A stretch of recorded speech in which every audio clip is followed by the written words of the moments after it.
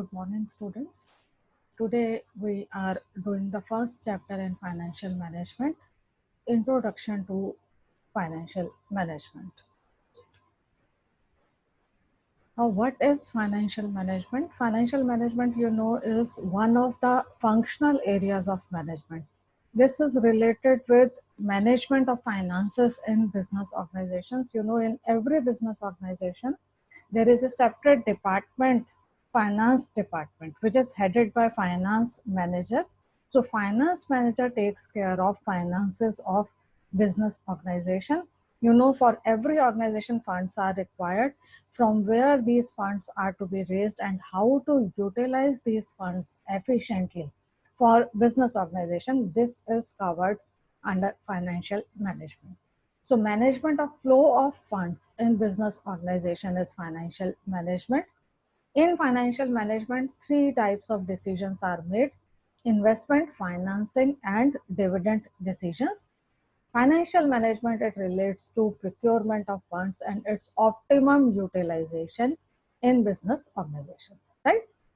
We can do some definitions of financial management.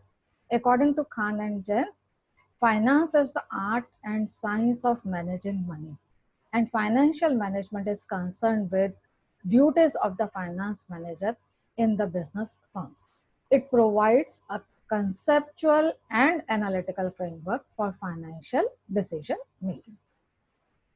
According to R.P. Rustagi, financial management is management of flow of funds, and it deals with the financial decision making. Basically, two major aspects are there: procurement of funds in most economical and prudent manner, and utilization of funds in the most optimum manner. So basically, in financial management, we deal with from where to procure funds and how to utilize funds.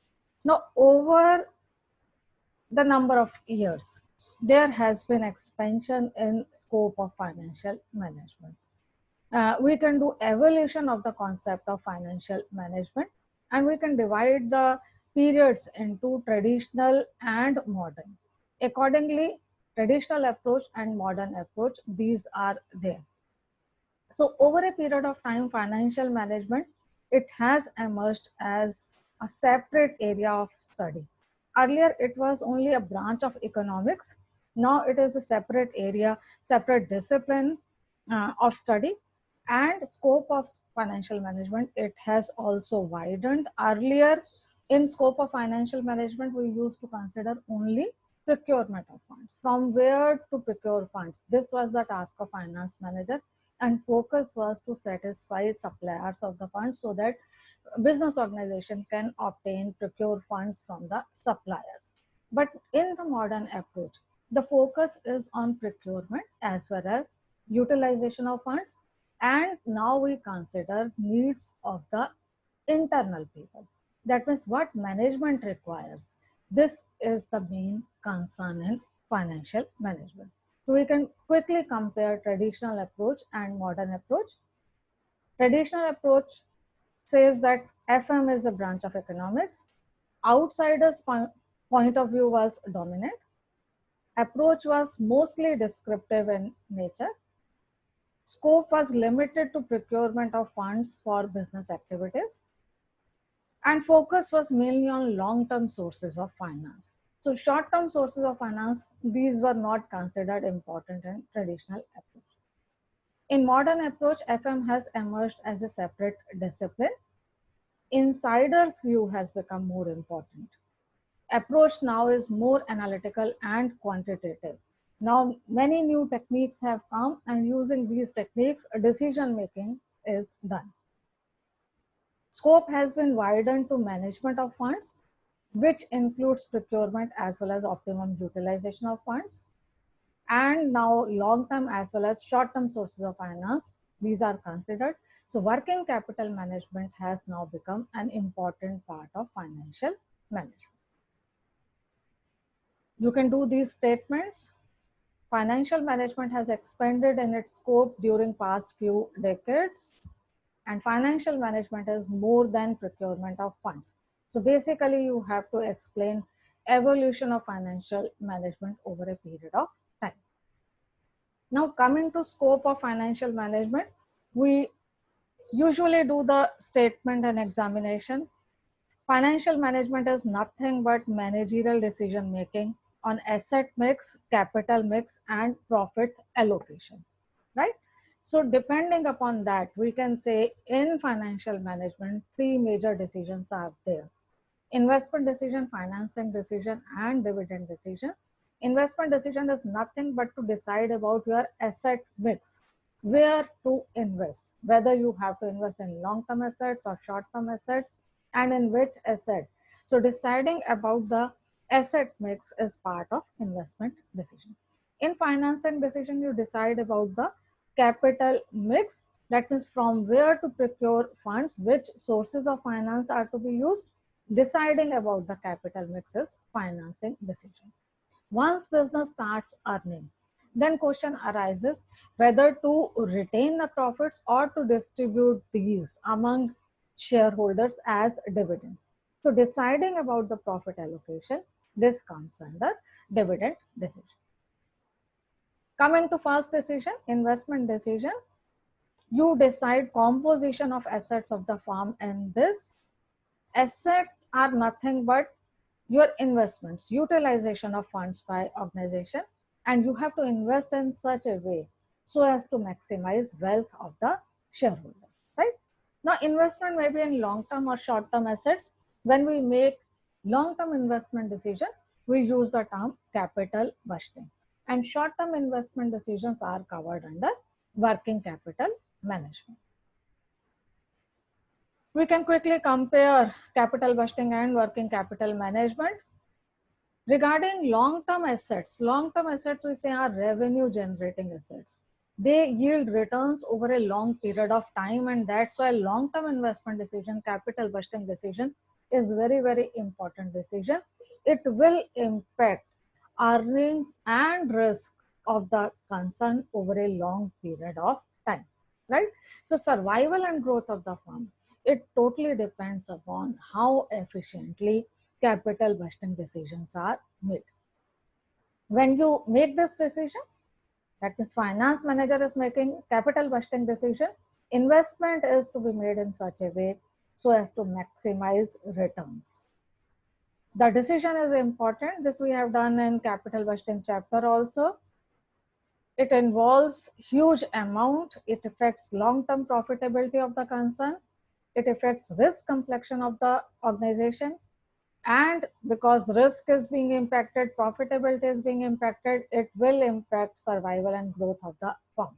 And mostly these decisions, at least in the short term, are irreversible decisions.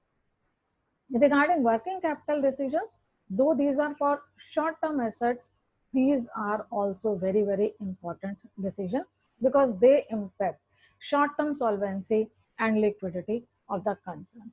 If your liquidity is not proper, then day-to-day operations will be hampered and short-term insolvency may occur, which may even lead to long-term insolvency of the firm, right?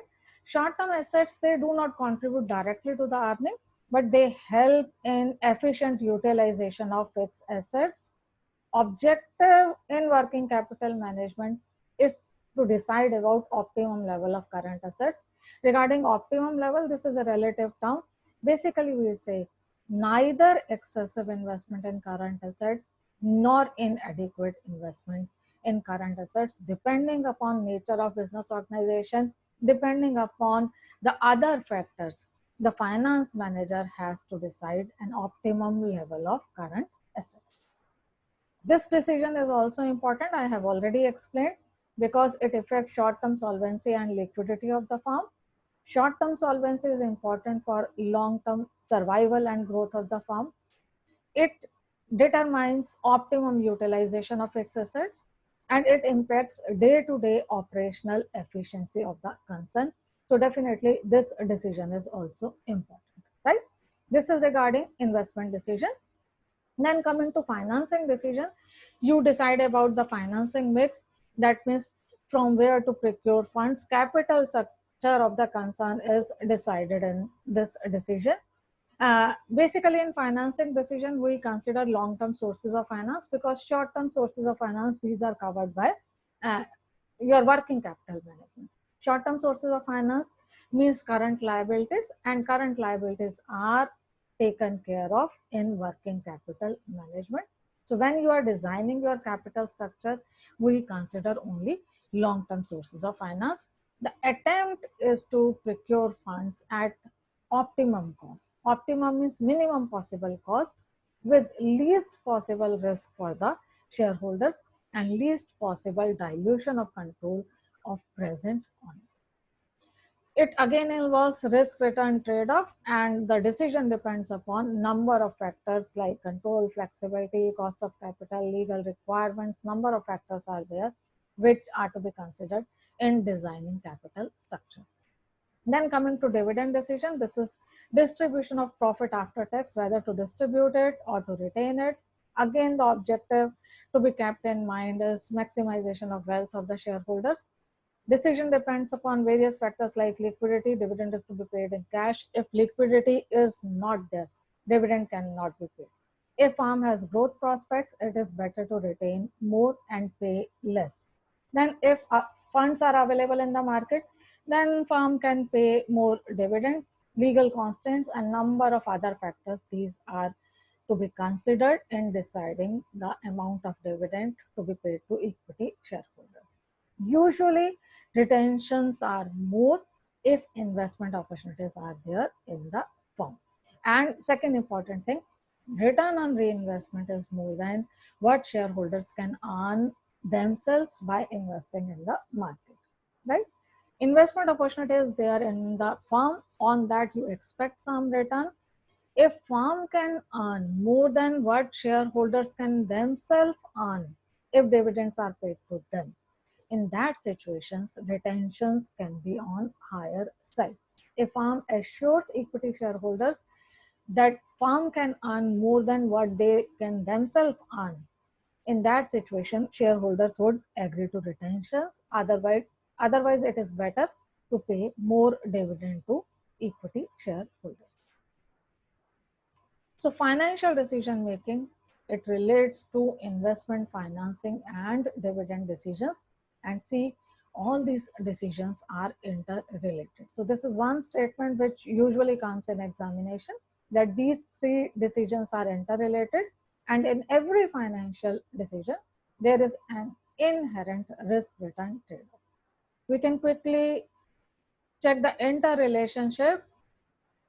Now see how these decisions are related. Some examples I am giving to you, and you can elaborate according to these examples. Your financing decisions, it depends upon investment requirement. So how much funds are required for investment? Depending upon that, you will be deciding from which sources you can raise funds. Then investment decision depends upon financing decision. Many a times you check first availability of funds. Say firm over a period of time has accumulated reserves. Now this money is there, and you can see according to that where to invest. Owners have some funds, they can decide where to invest. So here investment decision depends upon your financing decision, how much fund is available and what is the cost of capital of this fund. It may influence firm's investment decision. Investment decision will impact operating profits of the firm, that means EBIT, and financing decision will impact how much earning is available to equity shareholders after paying interest, after paying preference dividend, and after paying taxes, right? So from profit after tax, dividend is to be paid. So dividend decision is indirectly dependent upon investment and financing decision. Keep this thing in mind. Today's dividend decision may impact financing decision in future. If you are distributing more dividend today, then in future, lesser money, lesser internal resources will be available to finance manager for future investment projects. Finance manager will have to rely on external sources of finance. So dividend decision effectively is future financing decision. Dividend decisions made today will tell how much funds will be available internally through reserves for future investment plans and how much is to be raised through external sources of finance. So dividend decisions, they impact future investment and financing decisions, right? So interrelationship is there between various financial decisions. Now coming to risk return trade-off in financial decisions, uh, first of all understand what is risk and return. Risk and return, these are two important dimensions of financial decisions. Return is nothing but total gain expected by finance manager over a period of time from a particular decision. And what is risk? Risk is the possibility that actual returns may be different from expected return. Whenever you make a decision, some expected return is there in mind. If there is a possibility that actual return may be different from expected return, then risk is there in that particular decision. Keep this thing in mind. Higher this possibility, more is the risk. That means, in other words, you can say higher the variability in return, more is the risk. We usually take example of fixed deposits and equity shares. If I am investing in fixed deposit, I know that whatever interest is promised by the bank, I will be receiving that. No change will be there. So no variability in return is expected, no risk is there in fixed deposit. But in case of equity shares, if I am investing with expectation of 20% return, there is no guarantee that I will be getting 20% return in future. The return may be 10%, it may even be 0% negative, or it may go to more than 20%, 30%, 40, 50%. So variability in expected return is there, and that's why risk is there in case of equity investment. Financial decisions are made for future. Future is uncertain. Every financial decision impacts future risk and return. So in every financial decision, there is inherent risk return trade-off. So first explain what is risk and what is return, and then in every financial decision, how risk and return these are there, you have to explain that. Why this trade-off arises? The trade-off is the positive relationship in risk and return. Higher the risk, more is the expected return.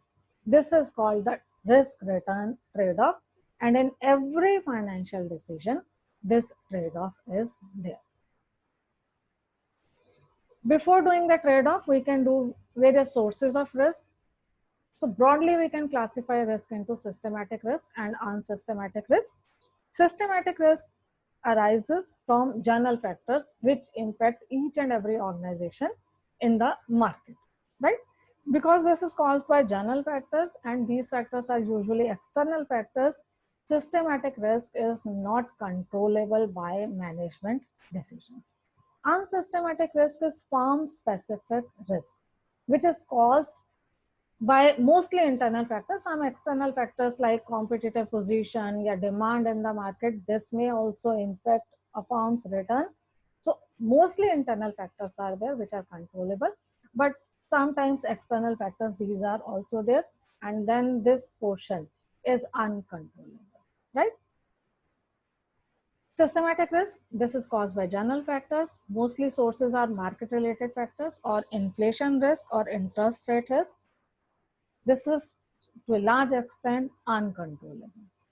Unsystematic, which is caused by specific or firm specific or industry specific factors like demand for your product, market share, technological changes, if these are there, labor relations, environment in the organization, managerial efficiency, all these factors, they cause unsystematic risk. So broadly, we say sources of unsystematic risk are business risk, that means factors relating to business environment, and financial risk. Financial risk is caused by existence of debt in the capital structure. These are controllable to some extent. If it is caused by internal factors, it is controllable. If it is caused by external factors, it is not controllable, right? Now, risk return trade-off, quickly we can do from this diagram. In investment decision, usually if larger investments are there, more risk is there, but you are ready to bear this risk in expectation of higher return. So giving some example, you can explain this. In financing decision, the basic thing to be decided is debt equity structure. How much is to be procured through debt and how much through equity. Usually if debt is more in the capital structure, more risk is there, but it may lead to higher returns to equity shareholders. So risk return trade-off is there in financing decision also. In dividend decision, if firm is using liberal dividend policy, then shareholders may get more return because higher market value is there and they are getting higher amount of dividend also. But this higher return is coming at a risk that in future you may have to depend on external costlier sources of finance. So giving examples, you can explain risk return trade-off in financial decisions. Every time you make financial decision, consider these questions. What is the impact of that decision on your expected return? What is the risk involved in that decision? Whether the risk is controllable, if yes, to what extent? How to use the trade-off to maximize the wealth of the shareholders? That means you need to strike a balance between risk and return, right? So risk return trade-off, this is to be explained in financial decision making. That's all for today. Thank you.